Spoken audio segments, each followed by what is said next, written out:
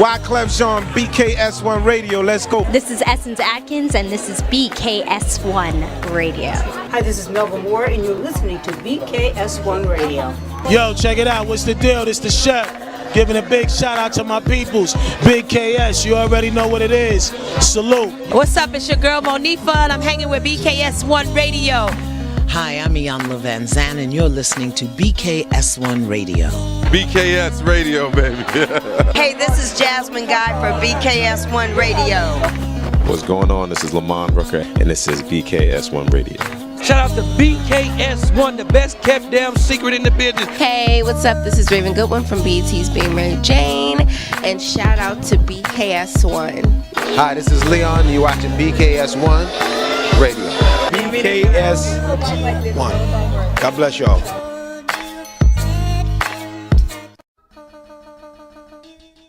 Hello, and welcome to BKS1 Radio. It is your girl, Latoya Chanel, and I'm in the building with Miss Queen B. It is Tuesday, and we are back, and we are excited to be here this Tuesday. Faith Evans in the camera. What?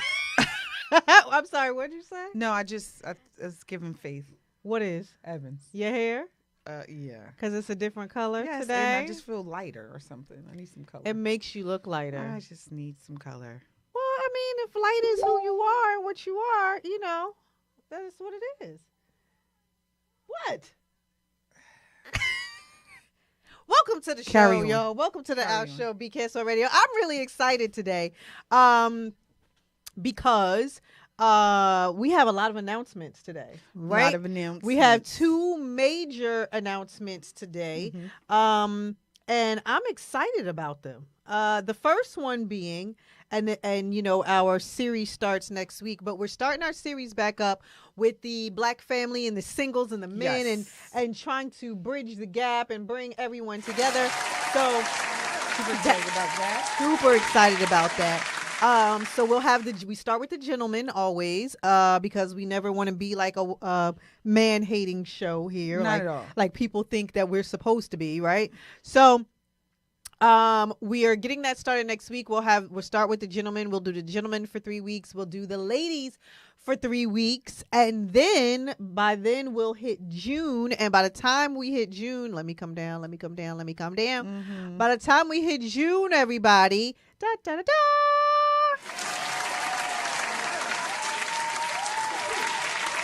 Our live show is on June 7th. Our live show is on June 7th, and tickets went on sale at 8 o'clock this morning, everybody. That is 8 o'clock this morning. Tickets went on sale on Eventbrite for our next live event. Our last one was January 11th, and it was uberly successful.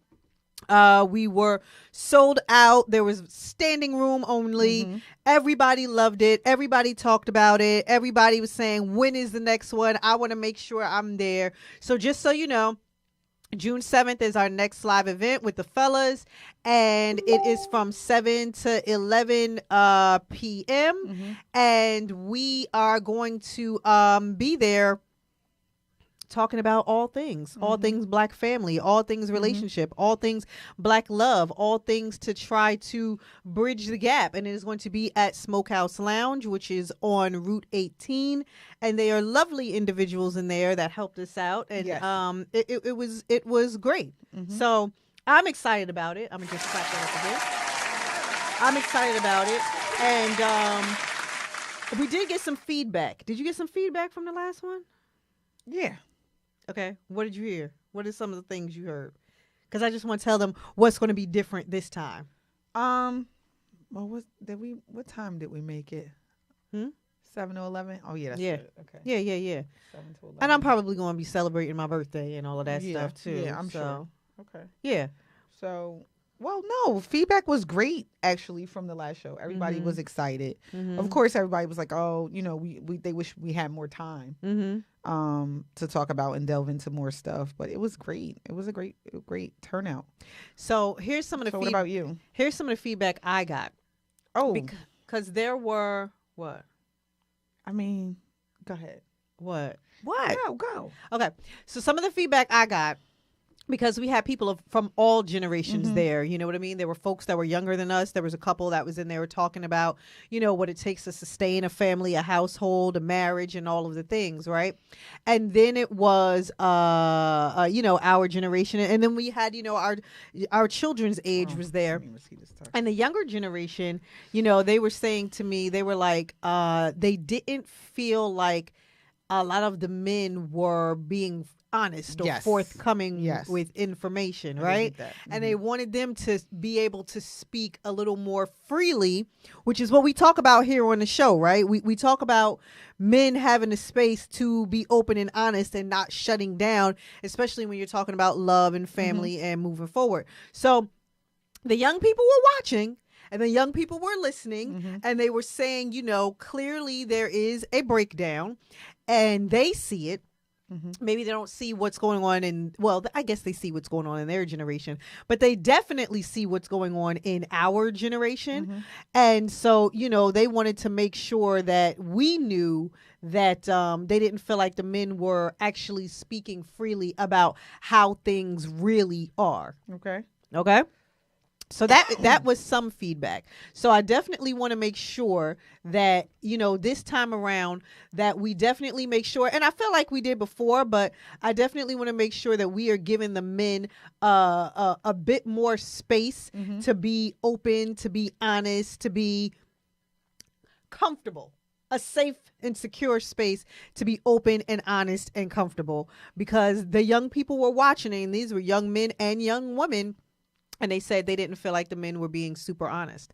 So I said, wow. Yeah, we definitely gotta have them talk a little bit more. Yeah. So when we come back, there will definitely be different topics, and we are going to explore and delve into that a bit more, and then make sure we get a little bit more audience participation, because, you know, we can talk all day. Me, you, and Jason and Yusef can, you know, talk about this all day, and we do, but we just want to make sure we have a bit more and that audience. everybody's heard. Right. I think that everybody's heard. That's right. And I think we need more of, I would love more men. Of course. I would love more men, because we hear a lot of our sisters talking, women, I was going to say, talking about certain things about how they feel, but I'd love to delve into some of the things. And I've actually seen some topics since the show that I kind of was like, man, you know, we should talk about that. We definitely should talk about that, or I wish I could have asked something like this. I see snippets of things all the time. I do want to talk about some hot topics after you finish. Okay. So we definitely are going to make sure that you know, we're catering to you all. And incorporating knock when you are and incorporating you all in the next go round. So again, this is June 7th, everybody. Do you hear me? It's June 7th. We are going to be back in the same location as before. That's going to be a Smokehouse Lounge. Tickets are on sale right now on Eventbrite. Go look up the Our Show Live on Eventbrite and get your tickets, because again, it's a small, intimate space. We don't want large spaces where everybody is not going to be heard. We want small, intimate spaces where everybody feels comfortable speaking. So get your tickets now. And I just want everyone to remind everybody, because I don't think we said this enough, and I know you guys can read the flyer, but food, hookah, BYOB, those are the things that is incorporated. So you bring yourself. When I tell you, we had a great time. We had a great. The food was great. The conversation was great. You know, Norm we all was DJing. We were singing about it, and everybody was singing. And yeah, we need to do more of a two-step. Yeah, this time because I'm going to celebrate my birthday. Yeah, so this time we're going to do a two-step. But everybody kind of shares whatever they drinking. Hey, you want to come to my table? Yeah. Whatever. Yeah. So it's one of those where we definitely have a great conversation, but it is more fun too. Yeah. And it'll be the hotter months. So it'll be warmer. Dress and impress, and let's get it. Listen. You never know who you might meet. You never know who you might meet there. You never know. Shout out to Trish from Family Flavor, because they did the food last time. Yes. And everybody was talking about the food and how good the food was. So listen, this is like old school basement parties. You got the music, you got the dim lights, you got the traditional black people food. foods that was there, and everybody came out and had a great time. So make sure you get your tickets. We'll definitely be posting the flyer on our pages, so please make sure you make it to Eventbrite and get the tickets. But also, that went live today, but something else went live today, right? Mm-hmm. And I personally love the next thing that went live today. You ready to talk about the next thing that went live today? Talk about it, sugar. You ready? Oh, you got it? Yeah, I heard you. Not the whole thing, but just the cover. Okay, go ahead. So what I really want from y'all right now is, please make sure you are looking at your screens, right? Because okay. So wait a minute. Hold up. Wait. We'll come back. We'll circle back. Wait, the flyer. This is the flyer one more time. This is the flyer one more time, everybody. Do y'all see it? Do you see it? Do you see it? So before we get to the next one, I just want to make sure you guys are getting all of the details off of this one in particular, right? So again, the tickets are only $25. Tickets are only $25, and you can if you need help or if you need to find it, you can DM me. You guys know that you all can DM me anytime and make sure that you can get your seats, because again, there's always couples there. We have younger couples there, older couples there, single people there. Listen, I'm single, so there's single people there. But again, the purpose is bridging the gap, because we need to figure out what's going on between black men and black women, y'all. We need to make sure that we are trying to figure out how to make sure black families don't become extinct at this point. And we need to make sure that we are having the tough conversations, because that is what we pride ourselves doing here on the show. Having those tough conversations, having the taboo conversations, as we say that we have all the time, and making sure that we are getting folks together. But that wasn't the surprise, and that isn't what we were excited about today. What we were really and truly excited about. Go ahead, B. You want to talk about it? No. You don't want to say nothing? I'm waiting for you to see. Okay. Y'all ready? Is everybody ready? Y'all looking at your screens? You looking at your screens? You looking at your screens? Bam! Ah! Yes. Woo! I'm clapping it up. Look at that. I'm clapping it up. I can't clap it up. Yeah, there we go. Do y'all see that? That's a cute one. Do y'all see that? Listen, this is a cover of a magazine that we got because there was someone who reached out who wanted to do a feature on us for doing this show here. Yeah. So for things that we have done in the community, for things that we have done in the industry, for all that we do, all of the events that we've had over the years, they reached out and wanted to do a feature. And so we are on the cover of their April magazine.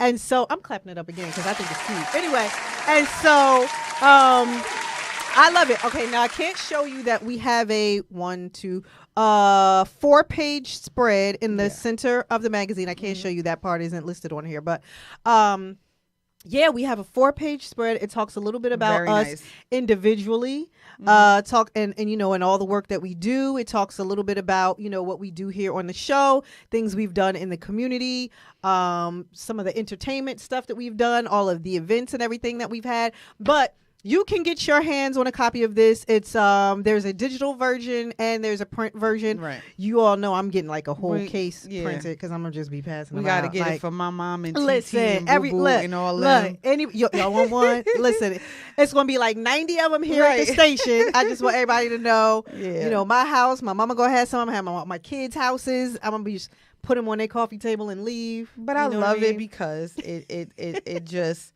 I love the reading part of it because it definitely tells us where we from, because we are from raised here, P-Funk, okay?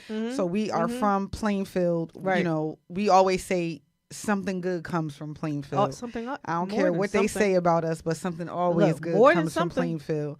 And the fact that, you know, what we do. Right? What we do. Yeah. What we do in the community, what we do to give back, you know, our Queen Code, which is the mentoring group we do. We got to bring it back to Plainfield. Yeah. We seriously. I can't even. I'm still showing the screen with us with the daggone thing on it. I got to come back to us. Anyway, we got to bring it back to Plainfield. unfortunately, when we first tried to launch it in Plainfield, they were not receptive. Yes. So we got to circle back. We ended up taking our mentoring group to Newark. We ended up working with Principal Akbar at Westside High and being a part of his Lights Friday On night, program. yeah, the Friday Night Lights On Lights. program that Oprah and Ellen funded. And so we ended up working with him and taking it there because Plainfield wasn't receptive when we first started. But we got to bring it back now. Yeah. Hopefully they'll be receptive this time. So we do around, a right? lot, under the scenes. We do a lot. And I mean, it's a beautiful thing. It's a beautiful thing. It's so funny today that you brought this up, but I had so many stories about being raised in Plainfield and having friends in Plainfield and then coming back here and going to all of the events that we have in Plainfield now. And we the old heads now. You know what I'm saying? We the old heads now. Aren't you older than me? No. Oh, okay. We're not. I know you try to act like that. Like you by what? How many months? 3 months? I mean, is it? You know. But we the old head. We the aunties now. So but no, we are super excited about the things that's coming. All of the things, and it's actually tells you all the things that we got coming up. Yeah, this all year. the things we got coming up have this year. A lot of things that we are doing this year. We be working behind the scenes. We be creating, which and is a good thing. and And doing what we stuff. plan to do in 2025. Yeah. Right. Yep. So thank you to everybody that's in the chat, everybody that's in the comments, everybody saying, "Ooh, y'all giving face. I love it. Congratulations, all that." Thank you, everybody that's in the chat. Ooh, Tasha, we'll talk about why they weren't receptive behind the scenes. But in the meantime, yes, it's been great. You all get the magazine. And I will have printed copies, or you can read it digitally, and we just gonna go from there. But it tells a great story. Like I said, us individually, us together on the show, and everything that we've been working on. I want to clap it up again because I love this picture. I'm sorry. I love the picture. Anyway. Okay, enough of that. We're going to get into a couple of hot topics, and then we have a guest in studio, y'all, and I cannot wait. Excited. Go ahead. Listen, this is everybody brother, right? we the uncles now, right? That's so funny. So we are super excited to have you in the building. Knowing that you do a lot. First of all, we know your family very well, right? So everybody does, right? And we had the honor of being in school with your sister, who is a complete fool, right? A complete. Oh my God. We so go ahead, do the introduction so I can put the camera on. Go ahead. Like, so I can put the camera on. Off, No, T-Bone, we gotta put the camera. Oh, I'm sorry. Oh, I can't say that. No, He's please call me Terrence T-Bone. now. No, Like, T-Bone. so we had the pleasure of seeing all the great things that you do in Plainfield, right? And for Plainfield, it's almost like, I swear, the veins that run in you are just for us, by us. And you came from humble beginnings as well, right? So we are super excited to have you grace our presence and just be a vibe in the building. Yeah. Right. So everybody, please help us welcome to the studio, Mr. Terrence Johnson. Yes, we are clapping you up, and we are, as Queen Bee said, we are excited that you are here because we are going to talk community, because that's what this is about. Yes. And so when everything was going on with the students and with basketball and the team, and tickets started getting sold out overnight, and that whole fiasco, I'm like, you know what? Now, actually, prior to that, Queen Bee said, she was like, I want administrators from Plainfield to come on the show. I did. We've had all the council people out. We've done all of that. And she mentioned that she wanted to have the administrators, and then all of the basketball stuff started happening. And I was like, you know what? I was like, let me hit T-Bone up. Yeah. I was like, because we need to talk about this, because this is a great thing. This is something great for the city of Plainfield, right? So for anybody who was living under a rock, right, and does not know, because I was watching the last game sitting in Paulo's at the bar. I made the owner. I was like, hey, you got NBA TV? I was like, you need to do this. Everybody in Paulo's was like, I didn't know Plainfield did that. I said, yes, they did. God. Yes, they did. Now everybody sit in this restaurant and watch it. Anyway, for everybody who was living up under a rock, please tell everybody what happened with the boys basketball team in Plainfield High School this year. Okay, so this year the Plainfield boys basketball team captured the Christmas tournament in Wildwood. They won the. Say again? Number 6. Oh. They won the Christmas tournament. Sorry. They won the Christmas tournament in Wildwood. Mm-hmm. Then after that, they won the conference title. They won the county title at Kane University. Then they won the state title. Right. So they won 4 championships this year. Yeah. And then we went to a national tournament, and they beat the number 2 team in the nation. Yeah. At American Dream. American Dream. Yes. American Dream, which we call Americo. Yeah. Right. Yeah. We made every gym our home gym this year. So yeah, it was an awesome ride. The kids put in a lot of work. They did. Oh my God. This is when I wish someone was behind the scenes, because everyone would have saw from June, from March to March, because what it took. It took, and it was like sacrifice. The kids. It was a lot of stuff that happened behind the scenes that I will never talk about. Yes. Because I always said it's shocking how much happens when you're winning. And you would think it would all be positive. You would think it would all be positive. Absolutely. But it was so much negativity. But the kids, it just brought the kids But they closer thrive. and closer. It makes them thrive, right? It does. It does. Because, my thing is not to cut you off, but my thing is how they answer the negativity is what's important, right? So sometimes I honestly, I know how I am. I use it as fuel, and I think they did too. They did that. I guarantee, because a lot of people still doubted with the team. We had a good team coming back, but they didn't. A lot of people still felt as though, and every time we lost, oh my God, you would see the blogs and this one know what he's doing, this one subbing, like all the coaches in the crowd. It was just crazy. Yes, it was. Like success brought so much behind. But the scenes, it does, right? Yeah, exactly, and I'm used to it. So A lot I'm of envy, we're good. lot of envy, lot of naysayers, right? It brings out the naysayers. So yeah. But the kid, again, back to the kids, because I love talking about the youth. They were able to come together, and I kept telling them, just listen to your coaches. I'm not saying don't listen to your parents, your uncles, your aunts, your cousins, your nieces, everybody that's there giving their opinion, but listen to your coaches. Yeah. Every coach on the staff played college basketball. Right. Mike played professional overseas. They all know what they're doing. Just listen to them. And it took us places we had no idea. Absolutely. And I always tell people, and I don't know if you guys saw my Facebook post, because it was a moment at the I keep wanting to say American Dream. American Dream Mall. It was a moment where I looked up and I was like, wow. I always tell kids, if you learn how to play basketball, it could take you places and you'll see things you never dreamed of. In that moment, I just looked up and I saw everybody from Plainfield, and I'm sitting there and I'm like, I'm coaching at this national event. Yes. A kid from the project. Yes. Who stuttered. Who has no reason to even be here right now. And I just looked up, and Taim Jordan, my nephew, somehow, I don't know how he caught that moment, he took the picture. Yeah. Oh, wow. I was like, that's one of my biggest accomplishments. To be on that stage with the blessings of Coach Gordon. Matter of fact, let me give him a shout out. Absolutely. Shout out to him. Coach Mike could have picked anyone to coach that. Well, the coaches on the staff, they were unable to coach, right? With the NJSIAA rules. He could have picked anyone. But he picked me. And you know how you always say give someone flowers? I've known Mike since he was 5. I couldn't get rid of him. I just told him that. I said, Mike, I still can't get rid of you. Because people used to thought he was my son, because everywhere we went, he was with me and my brother going to games. And I was like, this is Mike giving me flowers back. And I felt it. And I just looked up like, wow. And that was a moment. And we went and won a and I was talking junk on the interview, and I said to people, I'm like, I don't know who that was, because I was just confident. I'm like, we're gonna win. We're gonna get Mike number 5 the ball, and we're gonna win. See y'all tomorrow. But that wasn't me. But it was beautiful. It was beautiful to say it for once. I love that. No, but you know how we are. We cocky, right? Listen, it is what it is.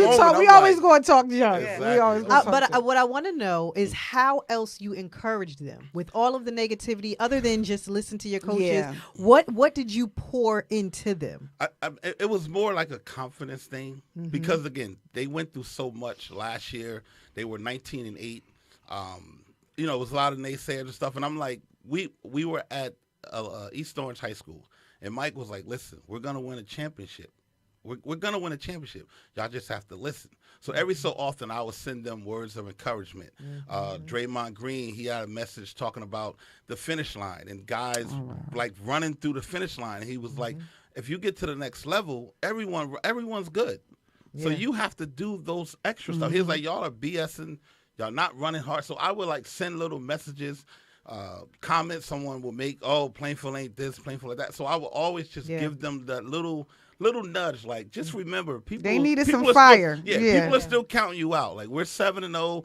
You know, everybody's looking at the rankings, talking about this kid and that kid. I'm like, just stay humble and stay motivated. Yeah. Because again, the minute you lose, just like we did 3 times, everyone came out of the woodworks. Oh my God, the best coaches were in the stands, and this one should have did this, and Mike should have did that and that. But I was like, just listen to your coaches and stay encouraged. And like I said, we cut down the nets. Listen, so, I got go ahead. So what's your take on this? So and it's funny that you say this because they are where they are. I think growing up in my era of being in high school and everything, we've had some great players. Yes. When I tell you amazing players, we've had the football team, I think. Remember when our year, I would say what it was like Donald what's his name? Jones. It was a bunch of them. Yes. Daryl Kennedy and all school beat all of them. Yes. It was an amazing football was amazing as well. Yes. So I just want to know what's your opinion about, because I will say this. A lot of times our Plainfield people kind of grow up and then they move out. They want to, they're scouted out by other people, and they take the opportunity. They say, you know what, I'm going to go here. What's your take on that? What do you think?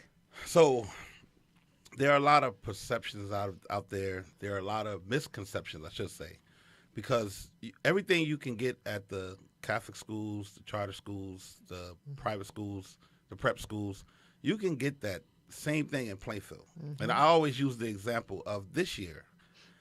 There were games where, like, I hate to bring up other schools, so I'm going to give you Roosevelt Catholic. Roosevelt Catholic won the state championship this year. But I don't think there were 6,000 people at their game, right? Because that's a community thing. Yes. So then you had 1,000 people meet the team at Plainfield High when the game was over. I don't think that happened at Roosevelt Catholic. Right. So, there's a lot of misconceptions. The schools are failing. It's like safety. People search for safety and they search for what they believe is best for their kids, and I'm all for that. But I always say, if the kids are home, we're gonna win. Right. That's in any sport, and it will actually be unfair to other teams if all of our kids played at Plainfield, because we had 4 kids. But you're right. Yeah, it wouldn't be fair. Yeah, it wouldn't be fair, right? But the misconception is, like I said, the schools are failing, but we also have kids that are getting accepted into Seton Hall. We getting the kids accepted. All of us. We were good. We went to college. Like, we were accepted everywhere. We wanted to go. Yeah. The school is not as bad as the reputation. Yeah. That's a hard thing to get rid of, the reputation. That's what we're trying to do now, rebranding, reimagining, the schools, the logo. We're trying to get everything on the same page, pushing it out, getting it to the forefront, because we are the ones that help push the narrative. Like, we're not going to wait for someone else to talk about us. Right. We're going to do it Tell ourselves. our own story. Tell our own story, exactly. So so we're doing a good job with that, and it's not like we're selling anything that's wrong. It's what Plainfield is. And I will tell you this, and I give you this story like wholeheartedly. My son, when my son was growing up, he started kind of messing up in Plainfield, and we had moved to North Plainfield, and I put him in North Plainfield School, and I will tell you, I thought I had this concept, this misconception of, okay, he's gonna go to North Plainfield. And let me tell you something. Totally wrong. And then I had some very harsh words with the principal because he talked down on Plainfield. When my son went there and he knew he was from Plainfield, you know how they do the following home and all that other stuff to make sure he lived there. And I was fine with that because we really did live there. But I will tell you this, what happened was something happened where there was a lot of Plainfield kids in that school and they all names was Z. And seriously, and my son's name is Zion. So one particular time, another kid, it was like Zaire, Zion, and they all was Z's. And he knew that they all were from Plainfield, and he wind up, and my son had first got there. I mean, I don't even think my son was there for a month, and he patted him down. Wow. And he searched his locker, and he made him take his shoes off and things like. I was at work. I didn't even know any of this. And when I got to the school, I said, I'm sure this is illegal. This is not. Yeah, yeah. And then you had the wrong kid, because I'm like, my son wouldn't hurt a fly at that time. And he said he literally at that time, at that time, because they get older. Yeah. You know what I mean? Like, he didn't know his strength then. Yeah. He was always big, but he didn't know. But I say that to say, like, the guy literally was he literally said, I don't know what you guys do in Plainfield, but this is what and I went off. I'm sure. Because I said, what's funny is you keep running numbers at me, how well your school does in this, and you got all of these plaques on the wall. I said, do you know we play a game with the student versus the coaches? Do you know the family? Do you know the family ties that we have in Plainfield? Do you know the things like it really is each one teach one in Plainfield? Exactly. I was so, when I tell you fuming till graduation day, he was like, you will never respect me. I said, I don't have to. I just need my son to graduate. Exactly. Because the thing is that I couldn't believe that you viewed us like that. Yep. And imagine, it's not just him. I believe it. It's not just him. Yeah. He was just one of I was these. Say, he was the one bold enough. But to I couldn't. I've never heard that before. No. So when he said, remember, I live in Plainfield, so I'm the. Red, blue, You don't remember being in high school and going out to events? Oh, yeah. And people, you don't remember that? I remember being in high school, and whether it was football season, basketball season, whichever one it was, meeting boys from other schools, and then be like, where you from? You like Plainfield? They'd be like, Yeah. Or they just knew they had a fight. Well, I ain't coming out there. You don't remember that? But the thing is that I was older now, right? So that's one thing when you were little, with the next but when you're older, and I thought it was a little different, and I couldn't believe that you could actually tell me all of the things you do, but I could tell you all the things we do too. Exactly. Right. And I could tell you all of the things that when these kids don't have, we make sure that they have, we donate, and we make sure that they have things. Yeah. Definitely. And it was baffling to me that he literally, I mean, it's one thing to think it, right? But you said it. But you said it.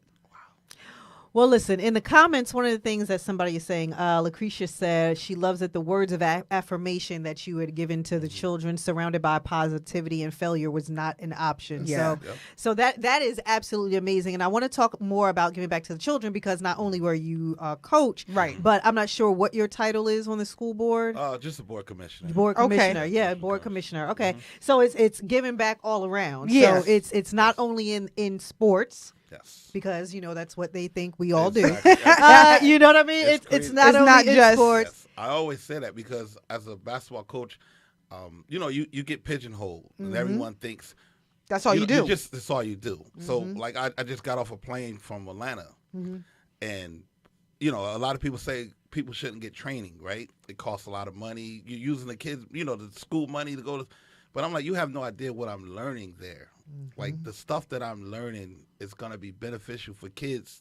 Absolutely. Down the road, because I'm not going to say I'm morphing into something else, but my biggest flex now is helping kids outside of basketball. Yes. I'm using sports to get to them. And then when I get them there, because again, in the huddle, I always say one of the most powerful things in sports is a huddle. I don't know if you guys ever were in a huddle at one time and a coach actually sold into you and said something, or like I said, reaffirmed something that they may not believe, or like you're good. I just had 2 kids in my car dropping them off for practice because they didn't have a ride.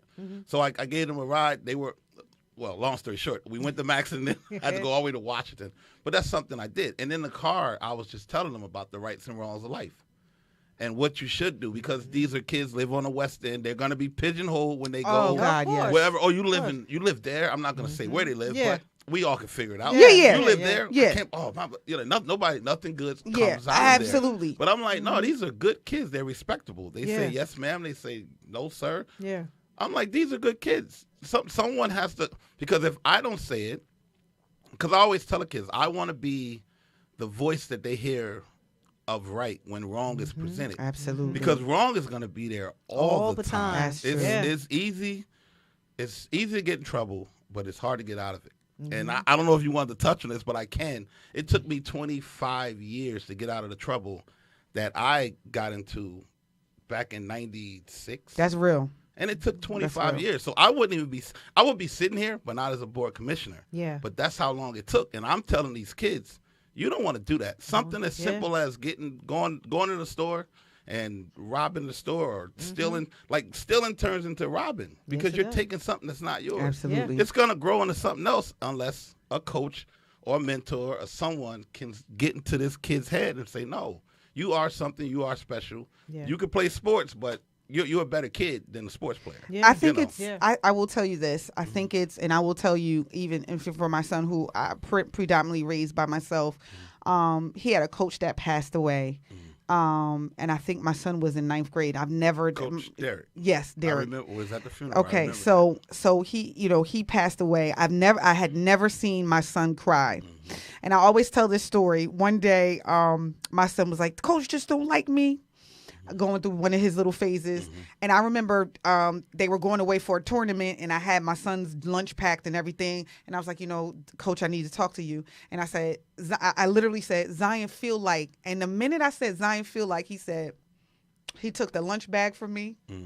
He took everything from me. He said, Mom, we'll see you on Sunday. Yes. I said, wait, because I got a whole speech. Like, I got a whole speech. He feel like this, and he said, Mom, I got this. He was like, he shut me completely down, meaning I'm a man. I promise you I'm going to get him to be a man. I need you not to interfere with that. And so when I tell you that coaching is not just coaching, Right. It is no. It's life. It's life coaching. It is life coaching. Yeah. It is literally pouring, like you said, pouring into them. There are things and words that he has said. I mean, I remember them being at their last tournament when Coach was telling them, eat right. You got to eat right. I gotta eat right. He said, Coach, they all was cracking on him because he was eating a salad. Oh, yeah.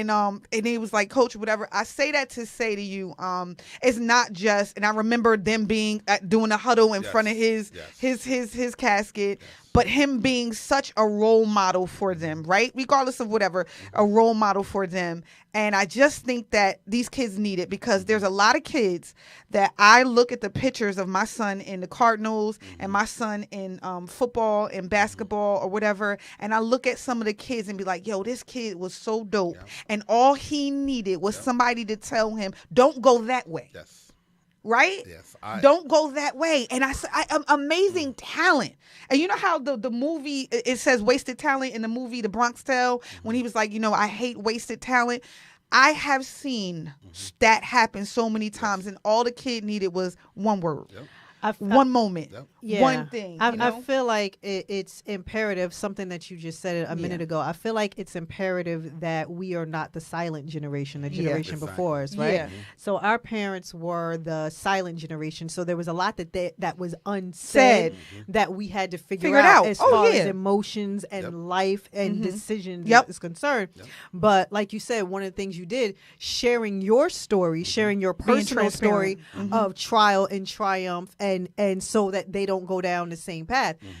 Do you find that when you are being open and you're sharing, your personal story with them, that they are receptive to it? Most definitely. Yeah. And I always use my brother for an example because I got into trouble, but I didn't get into the trouble that my brother did, right? So he actually did some time and things of that nature. So there would be kids that come across us, and you can almost see them, the ones that are like too whatever, and I would be like, I gotta call my brother. We have to go and talk to him. Yeah. And I'll give you a story. We were in Las Vegas without giving any names because everyone went to Vegas, so I don't want their parents to say it was my kid. Yeah. So we had this kid. We told the kid, listen. We see the road you're going on. Everyone is following you. You are a leader. You could be Steve Jobs or you could be in jail. If you're lucky, because you could be locked up. Yes. Because no one's going to fight you because you can fight. But you have to channel that into something positive. We left Vegas, come back. And like you said, the picture, right? I was just looking at a picture. It was 10 kids in that picture. 4 of them graduated college, played Division I basketball. A couple of them firemen, doing good. But that kid that we talked to is in jail doing 10 years right now. Mm-hmm. Yeah. And it was like, we can't save them all, but we give them all that message. The same message. Then I give the real ones, the ones that we see at 13 and 14, that's already, look like that's they came off the porch. Out there. Like they came off the porch already. So it's like, all right, I can't give you no, Johnny. You can't do that. I can't talk to him. No. Wait, now when they making more money That's what than I'm you. saying. Yeah, exactly. Absolutely. Let's be real. Let's be real. Like, we going to get lunch, and he's like, I got you. I Coach. got you, Like, how are we doing that? So, like I said, I always get my brother. And you be like, you got me? Yeah, Like, exactly. I'm used to buying the Gatorade. Like, you buying the Gatorade, big old wad of money. Like, but like I said, I use my brother all the time. We've been doing that for about 25 years. Like the ones that need that story. Yes. Yeah. We give it to them raw and uncut. Yeah. Like I said, we talk to them in a little different manner, and they'll be looking at us like, oh, I almost cussed. Like, oh wow, I can't believe like you went through that. Like you did that. And I'm like, they don't think that though. They don't believe it. They don't believe it. But they are definitely receptive to it. Definitely. Okay. So how is that transition, right? So when you're in the huddle and you're coaching to being on the board, the board commissioner, and now you have students that you have to mentor. How do you transition between the two? I try to keep this. I mean, like it's crazy. I was prepped before this interview because I was just at the high school and I was talking to Mike and I was saying him and Coach Dre, Andre Dabney, and they were saying like, Bone, you're the same person from when I was 12, and I'm like, all I know how to do is be me. Yeah. Right. I can't give you someone else. So when you guys asked me to come here, what did I say? What was the very first thing I said? I'm reading these words make me nervous, and then I said to myself, you know what? You guys want me? I'm gonna give you me. Exactly. That's why you. Why would Terrence, you be nervous? Yeah, who is Terrence? I am T-Bone. I'm a board commissioner. Yeah. Some people may not accept a board member by the name of T-Bone, but guess what? It's who I am. Yeah. And people in the community respect that because I'm the same person. Yeah. So when whether I'm in a huddle or whether I'm teaching life lessons, I try to be the same because again, I try to advocate for the gifted and talented kid as much as the kid with the IEP. Okay. I try to advocate for the kid with autism and the kid, so it doesn't matter. A kid is a kid, and I love all kids. And all means all. You know what warms my heart though? You'll put a post up and you'll say this kid needs this, that, and the other. Yes. And when I tell you the people that come out, and you'll be like, okay, guys, we raised enough. Like that's enough, right? Yeah, because there's no money involved in community work. There's no hidden. Like I had a friend of mine. He worked with me, and I'm like, I need you to look at me. Click this button to take out a 401k loan because I don't want people to think that like I've got a new car off of everybody else's money. It's no money there. Yeah. But back to that point, I had those 2 kids. I raised $2,000. I'm sorry, I said we, the community of Plainfield, raised over $2,000 for these 2 kids. Yeah. We only needed $1,200. Yeah. So what did I do just now? We went and got Gatorades and a snack because I'm gonna make sure they're good for the whole year. Yeah. I bought them sneakers. Y'all are good. The community has invested in you. Now you have to return the favor by getting good grades. But I'm gonna be honest. I hope they do. But you know what? I need you to understand. Like somebody did it for me. Yes. Like I'm honestly, somebody did. I'll never forget. Them saying one year when they played rec and all that other stuff. Oh, we got everybody sneakers, and then they had socks, and they had all this stuff. Like we got the jersey.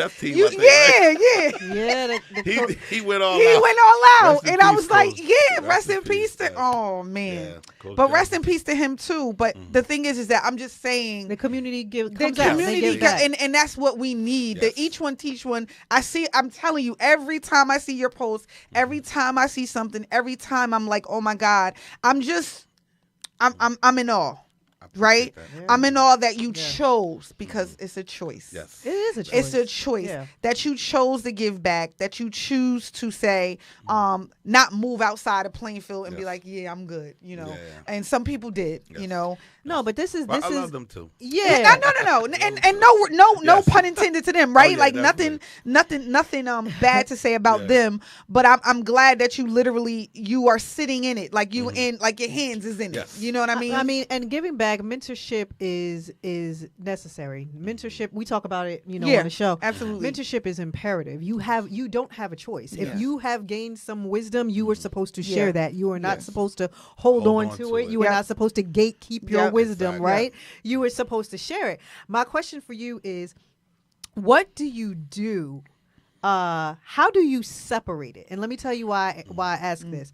There was and same here. I'm not going to say any names or anything like that. So at West Side High, when we were doing the mentoring program, and it's the Lights On program, we're there on Friday nights, and our Queen Code mentoring, it was for girls between the ages of 13 and 18.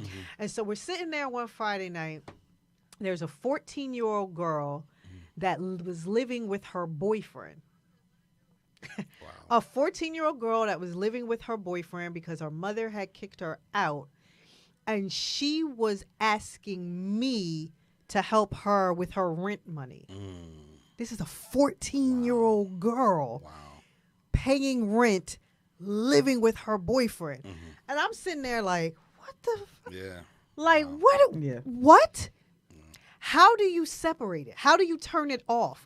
Do you turn it off? How do you have a personal life? How do you go home to your wife and your family? Then you wake up and be like, gotta go, babe. Because I'm gonna be very, very honest with you. I struggled with it. There was another young lady who was 13 whose mother kicked her out of the house because she said she was gay. And the little girl, and I mean, she's sobbing. And this is a 13-year-old girl, and she's sobbing, and all I could do was hold her. All I could do was hug her. And they need mother figures. They need their community. And when their parents turn their back. But these are things that, even after you help them, like, you internalize this stuff. You know what I mean? And this is why therapists need vacations all the time, right? Because you're constantly internalizing everyone's problem. How do you find a balance? It's hard to have a balance. It's very hard because, like I said, you have kids who will say, they'll come up and say, Coach, I don't have the money because we're living in a hotel in Edison.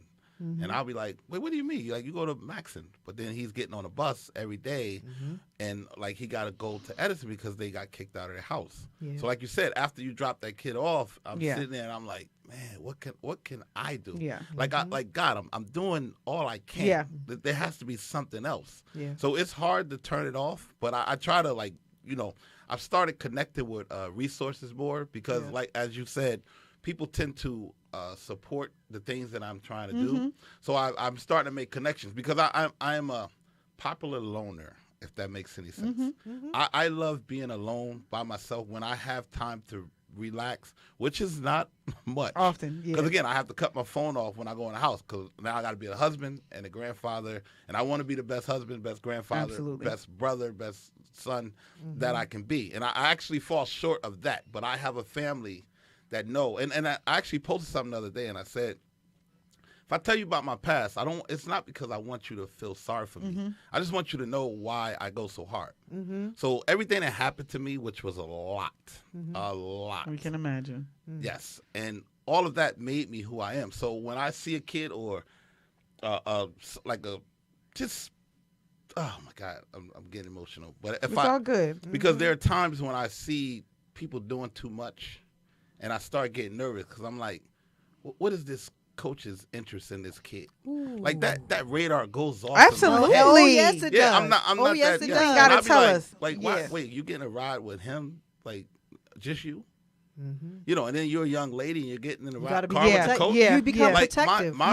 Yes. No, I'll take and it you should. home. Yes. Or call your parents, let them know you're not just getting in the car by yourself with this coach who just signed up. I'm like, no, you got to go through his background check. We got to get all that clear. It's a thing. It's a thing. It's a thing. Listen, Let's be real. Oh, it's a thing. Listen, I know, and I'm not afraid. Like you said, we're not the era, not the era. The generation. The generation the to be silent silent. era. And I was silent for so long. And like, now we got to talk. I'm going to bring that up. Absolutely. Like, no, what is your interest in this young lady? And I need you to, like, I need also not only the coach, but the young lady as well. Yes. I need you to be, wake up. Don't think, don't be naive. Yeah. There are some people that just that are get predators. off on the craziest thing. And I'm like, Nah, we're not doing that. So back to your question. Answer the question. Yeah. It's hard for me to turn it off, but I try to balance it as much as I can. But like I said, when a kid is in need or they're homeless or stuff like that, I try to get the resources to them to help. Yeah. Do you get any resistance from parents? Do you get any resistance from just parents? Not. That'd be like, because like you said, they pigeonhole you and they be like, oh, that's just T-Bone. You know what I mean? And it's just I haven't really experienced that, but it was funny. I had one lady. I guess she didn't know who I was. Maybe she lived under a rock. So she called me, and I'm like, hello, because I answer my phone for whoever. Anybody want to smoke? Anybody? I mean, not smoke, but anybody wants to argue, complain. I listen. I try not to argue back. 20 years ago, I would have been arguing like, pull up, let's go. So a lady was like, oh, you ain't nobody. You just the secretary. Ha, ha, ha. And I was like, well, first off, secretaries make good money. Secretaries are people. Like, I had to scold her. And I'm like, wait a minute, why are you downplaying just because I answered the phone? Like, you're entrusting your kid with me. Right. You need to know me. And I learned that from Coach Huey because we've had parents who just dropped their kid off. And he's like, no, you need to come inside, get your kid. We're not doing that. Or he's gonna ride with this one. No, come get your kid. So like, see our face, see your coach's face. No, we'll have parents that won't get the kid. You ain't gotta tell the me. parents. That's the hardest The coach's part. phone number. I'm like, how? I had kids staying I in was my the house. designated parent. crazy. You should have seen me. I would be like, I have never met their parent Their before. parents, I don't get that. My grandkids, I'm gonna know where you are. You be like Yes. and I remember my daughter used to always be like, Mom, don't walk me to the house. I'd be like, well, let me get out this car because we're gonna walk you up to that. I What need does that to see mean? Where you going? Exactly. Listen, yes. Now I will tell you too. A lot of times, like when my daughter played everything. She played everything. She played volleyball here. She played softball. She was marching band. She was everything. Wow. Basketball. Nice. And you used to be on the mic. Basketball. But she played everything. Yes. And I'm like, although I'm known in Plainfield, like I still need you. I'm an active mom. Like, hey, even when my son played football, I was the one cutting up the oranges and doing all. I was louder than anybody on the thing. But I say that to you to say, like, resistance. I know you probably get a lot of that, and you mean well. And a lot of people, what are some of the things that you go through with people thinking, like, are they challenging you a lot? Not a lot. Like I said, it's usually like the money, like and again, it's where is not it going? Much money. Where is it going? But it never gets to a point where it gets out of control. Yeah. It's just like, like I said with the car. And I'm like, Dre, could you come over here and show them I took this for, just like he did and you did and she did. Yeah. I took a loan out. And sometimes at the beginning, I would use my own money. And I would and then I noticed, I'm like, the mortgage is due and the garbage, PMUA, like when PMUA was out, I'm like, man, I ain't even pay that in 2 years. Like, I'm glad they didn't, I'm not Donald Trump, but what's the name? Matt would give him credit. Before, like I said, I went 2 or 3 years without paying it. And then, like, I started getting bills like, oh, no, you're going to pay this now. Like, we're going to tax liens and all that. I'm like, all right, well, they mean business. They must got somebody in charge now. Yeah, somebody really, I got to keep my name out of the newspaper. So, but it's other than that, it hasn't really been any issues. Besides, I don't know, he don't know what he's doing. Yeah. Oh, okay. That's the norm. Everyone Somebody thinks always they're going so to think much that. Like, they're always doing less. Yeah, other than the pushback, I mean, parent participation is usually the hardest part. Yeah, it is. You know what I mean? Yes. Getting, And like you said, getting them to calm down. And the older the kids get, the less. Oh, and wow. that breaks my heart. Because at the 6 to 8 year old basketball game, everybody's it would be 300 around. kids. 300 kids, 300 parents, the grandparents, the aunts, the uncles. They make signs up, giving this kid all of the encouragement that he needs to go out there and play a game. The village is there. But then when that kid's turn 13 and they 14, look in the stand and there ain't nobody there. 5 people there, and I'm like, where? Like, this kid needs to be pumped up and pushed out and encouraged more now because there's more bad than good out there. And then do you know how many times I would come downstairs in my house and it would just be a bunch of boys? I mean, well, it wasn't, it was boxing. Okay. It was boxing. And so, we always had the kids coming down to the boxing gym. Lee would come and drop these little boys off at my house. Wow. And I would come downstairs and he would be standing in the doorway and then he would leave and go cut hair. Yeah. And I would be like, what the? And he'd be like, Toya, just feed him. Do something. Just do something. I mean, days at a time. Little boy, where's your parents at? Where's your mother? Who is your mother? Where do you live?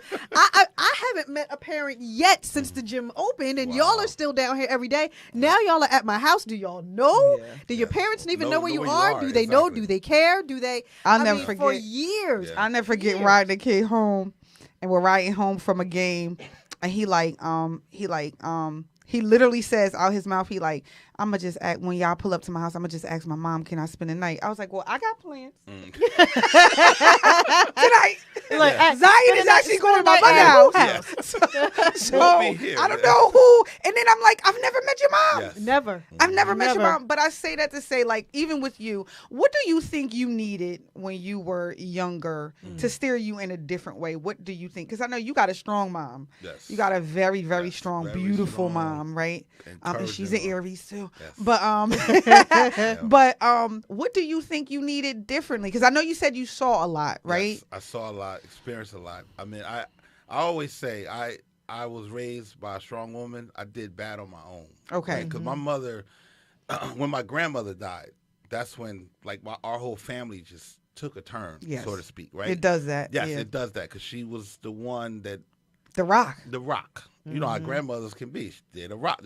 My wife is the rock of our family now. So when she passed away, we started getting in trouble.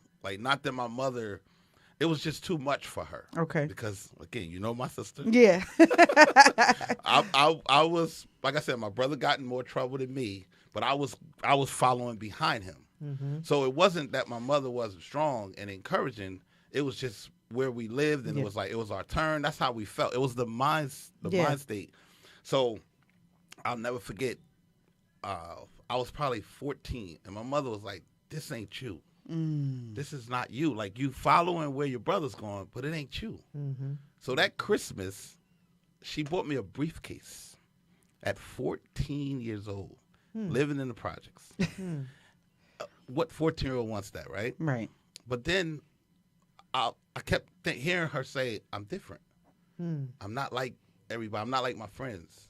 You shouldn't be doing that." Yeah. So I started saying, wait a minute, if my mother believes in me like that, that was the turning point. Yeah. Because she just had to just say to me, you're not them. The encouraging and positive words. The positive yeah. reinforcement. Yeah. And it sunk in wow, I'm not. And you always go back to that, regardless of what you do, right? But it's like you always said, go back you to want that. you want to be that voice for the next generation. Exactly. And that's what my mother's voice is what helped me get through that and come through that. And like I said, I don't know if I didn't know we just had a broad, a broad topic list, but my wife's voice actually stopped me from committing suicide. Wow. Yes. I remember that. I'm just trying to touch on some of the things. I remember that. Yes. Yeah, so 9 years ago, before everything that's happened, right? 9 years ago, I was sitting at a park, Zoo Crew League in Newark. Oh, shout out OG.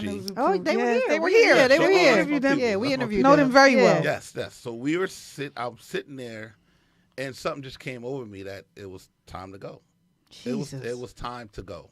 2005. My wife called. Excuse me. I'm sorry. My wife called me, and I was ready to say goodbye. I'm gonna drive down 78 and just go. Wow. Jesus. Right. So my wife was like, "Just come home." And her saying she that, sensed it. She sensed it. She sensed it. Just come home. Mind you, my game was at 2:00. It was 9:00 at night.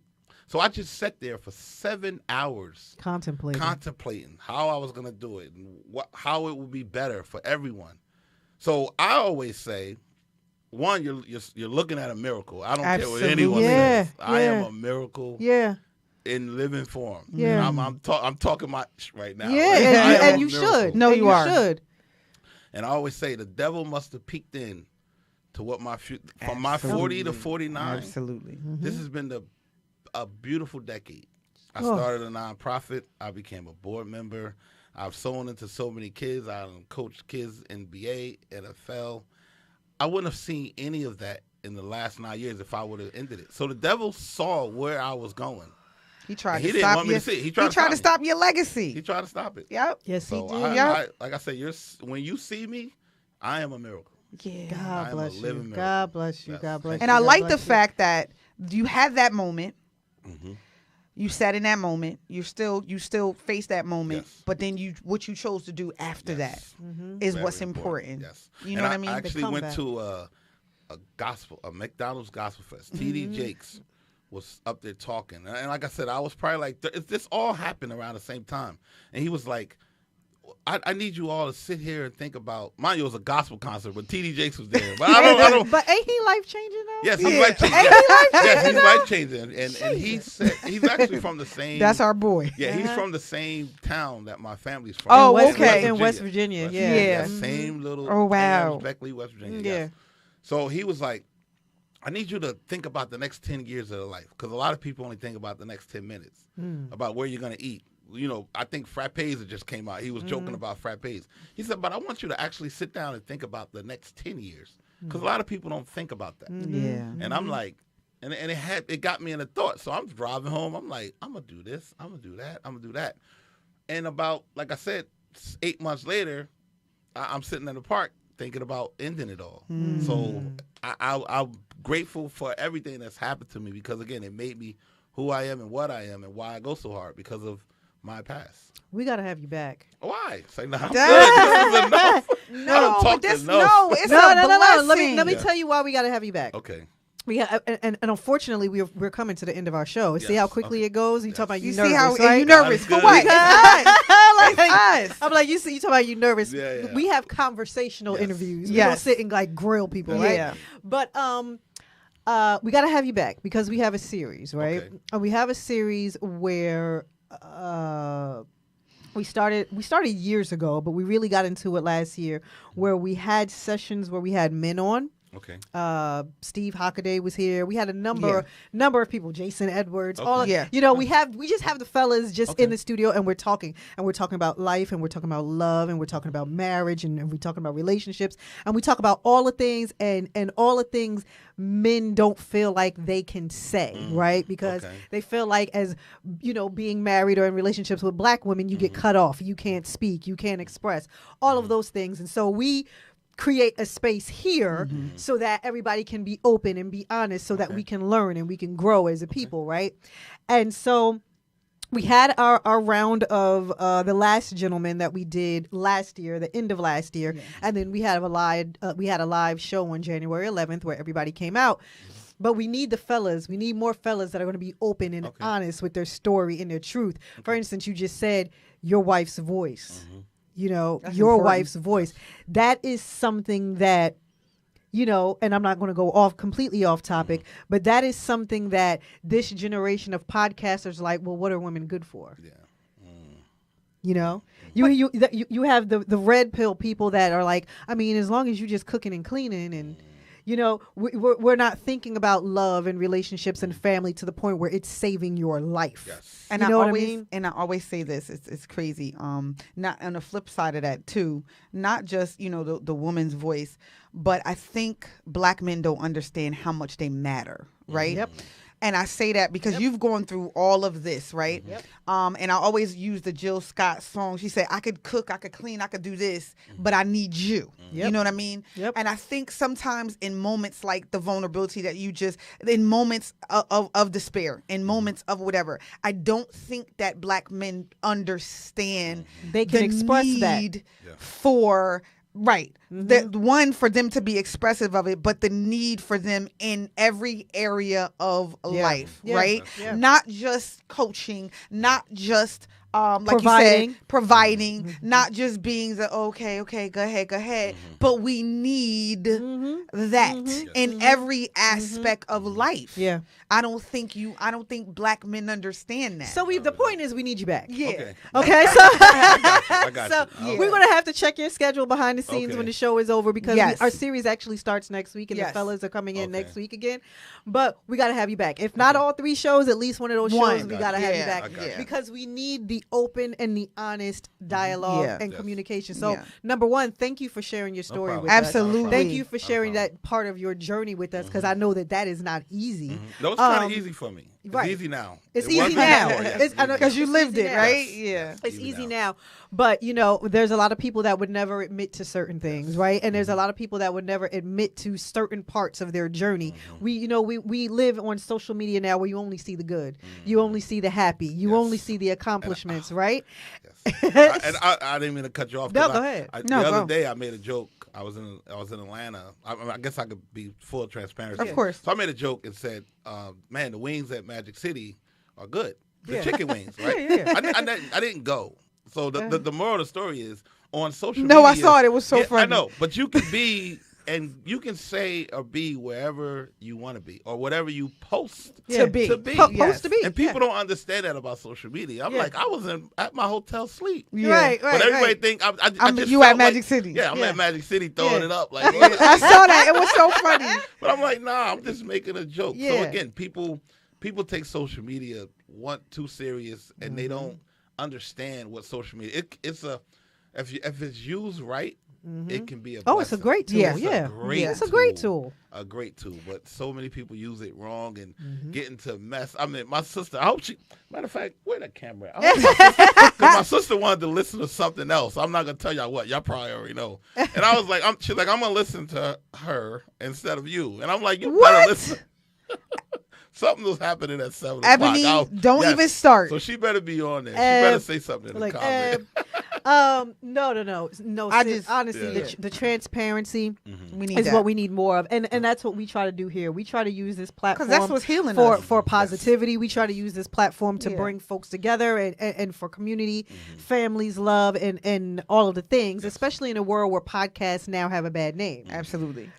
You know what I mean? Yeah. It's like there's so much negativity around what everyone is talking about, and we try to make sure we use our platform for something different. So we definitely have to have you back. Listen, we're coming to the end of the show. I know our producer Jeff is going to be like, end it now. Time to go. So I just want to say before we go, really quickly, we honor you, Jeff. It's not me, it's B. We honor you. Thank you. We honor you. We thank you. Thank you. We thank you. And I just want you to keep doing what you're doing. Yes. We need you in every aspect of P-Funk, Plainfield, Painfield, every part of it, right?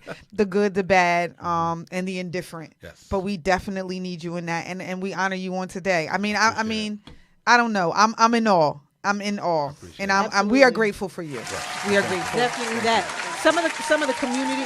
Some of the comments really quick. Somebody, Khadija was saying commissioner is a big deal. Some Dietrich said you are a pillar of Plainfield. Absolutely. Passing it forward. Yes. Thank you for sharing your story, having that strong support system. Victor Webb, he said, I used to drop Matthew off at the gym, but I also picked him up. I know the kids that I had to take home or staying with me, or the ones that, Dietrich said grandma's the glue of the family. Jessica was saying, boys were at my house for days at a time. I completely understand that. Look at you today, T-Bone. You're a great impact to the youth. Everybody has a story. God bless you, Bone. Yes. Your wife and her family, wonderful family, grew up with you all. Yep. Beautiful testimony. Lenny, shout out to Lenny Cathcart. He said, great interview. Okay. You are an integral part of your family. Absolutely. Everybody was saying great show. Yes. So again, thank you so much for being Thank here you. today, Wow. and thank you for sharing. Thank you. This is our community. This is it, right This here. is our community. Each Appreciate one. it. I mean, Each one teach one. Yes. That's what this is. So listen, thank you so much. Love you guys. We're going to have you back. We're going to talk about it after the show. Not a problem. In the meantime, everybody, we love you all for watching. We love you all for listening. Make sure you guys go on to Eventbrite, because our Out Show live event is going to be June 7th at Smokehouse Lounge. That is on Route 18. All I'm saying is that's owned by people from Plainfield too, but I ain't going to get into that. But anyway, make sure y'all come out and support, because all of it really is supporting people from Plainfield, because they own the lounge. And we did have an event there before. It's a beautiful place, and you guys will love it. Make sure you get your tickets. And if you want copies of our magazine, I'm sure I'm going to order a case, because again, the digital article comes out this evening. So make sure you read our story, a little bit about what we do here, what we do individually, and how we also give back. It's a great article written by Danielle Vaughters about us. And if you want copies or if you want to read it, I can, DM me. I get it to you. I'm going to be posting about it like all the time at this point, because I love it. But anyway, yes, we love you guys for watching. We love you guys for listening. God willing, next week we will be back here, same time, same place, different show, hopefully starting our series, and we will see you soon. Love you guys. Love you guys. Bye, everybody. Jeff, take us away.